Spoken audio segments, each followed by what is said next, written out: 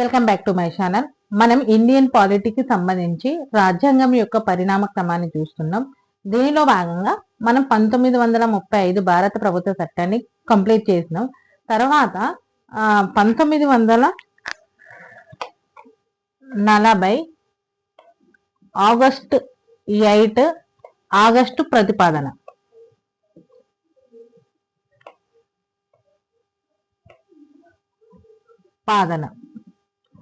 So మనము August ప్రతిపాదన గురించి తెలుసుకుందాం. అయితే ఇది ఆగస్టులో జరిగింది కాబట్టి దీనిని మనము ఆగస్టు ప్రతిపాదన అంటాం. అయితే ఇప్పుడు వైస్రాయి ఎవరున్నారు అంటే లిన్ లిత్ గో ఉన్నారు. వైస్రాయి ఎవరున్నారు? లిన్ లిత్ గో ఉన్నారు. అయితే అసలు ఈ ఆగస్టు ప్రతిపాదనను చేయాల్సిన అవసరం ఎందుకు వచ్చింది అంటే, ఈ ఆగస్టు ఇప్పుడు మనకు పూనా ఒప్పందం 1932లో జరిగింది కదా, ఆ ఒప్పందానికి స్పందిస్తూ 1940 ఆగస్టు 8న ఆగస్టు ప్రతిపాదనను తీసుకొచ్చిరన్నమాట. ఇందులో ముఖ్యాంశాలను పరిశీలించినట్లయితే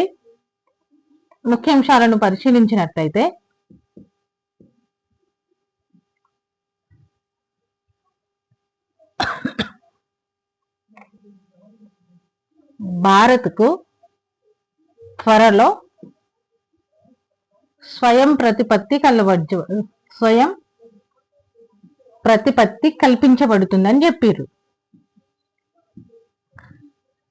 అట్లనే మన భారత రాజ్యాంగ రచనకు భారతీయులకు హక్కులు కల్పిస్తారు. అయితే మళ్ళీ ఇందులో ఇంకో ముఖ్య అంశాన్ని పరిశీలించినట్లయితే, ఇప్పుడు ఏదైనా సంస్కరణలు ఉంటాయి అనుకోండి, ఆ సంస్కరణలో మైనారిటీలకు కూడా అవకాశం కల్పిస్తారట, మైనారిటీలకు కూడా హక్కు కల్పిస్తారట.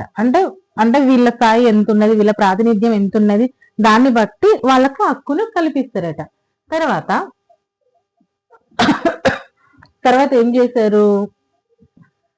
ఇప్పుడు రక్షణ శాఖ, హోంశాఖ,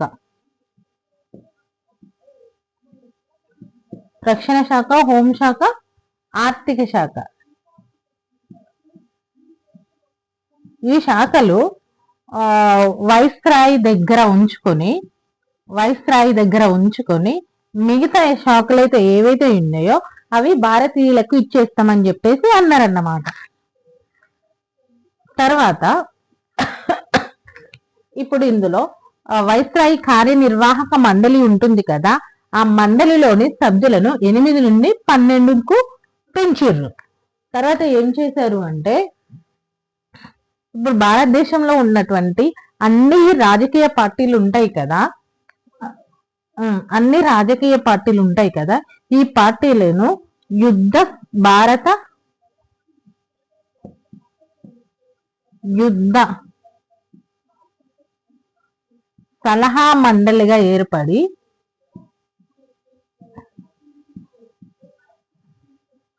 అన్ని రాజకీయ పార్టీలన్నీ కలిపి సలహా మండలిగా ఏర్పడి ఆర్మీ మీద ఒత్తిడి తీసుకురావాలి. భారత ఆర్మీ మీద ఒత్తిడి తీసుకురావాలి. ఎందుకు? రెండవ ప్రపంచ యుద్ధంలో 1939 నుండి 45 వరకు రెండో ప్రపంచ యుద్ధం జరిగింది కదా. ఆ యుద్ధంలో మన ఇండియన్ ఆర్మీ బ్రిటిష్ వాళ్లకు సహాయం చేసేందుకు మన దేశంలో ఉన్న అన్ని రాజకీయ పార్టీలు వాళ్లకు సపోర్ట్ చేయాలన్నమాట. సో ఈ ఆగస్టు ప్రతిపాదనలోని అంశాలను మళ్ళొకసారి గమనించినట్లయితే ఏం చేశారు అంటే, రెండో ప్రపంచ యుద్ధం తర్వాత భారత్కి స్వయం ప్రతిపత్తి కలగజేస్తామని చెప్పేసి అన్నారు. తర్వాత ఇప్పుడు రాజ్యాంగాన్ని రచించుకోవడానికి భారతీయులకు హక్కులు కల్పిస్తారట. తర్వాత ఏదైతే సంస్కరణలు ఉన్నాయో ఆ సంస్కరణలు లో మైనారిటీలకు కూడా దాన్ని ఏమంటారు,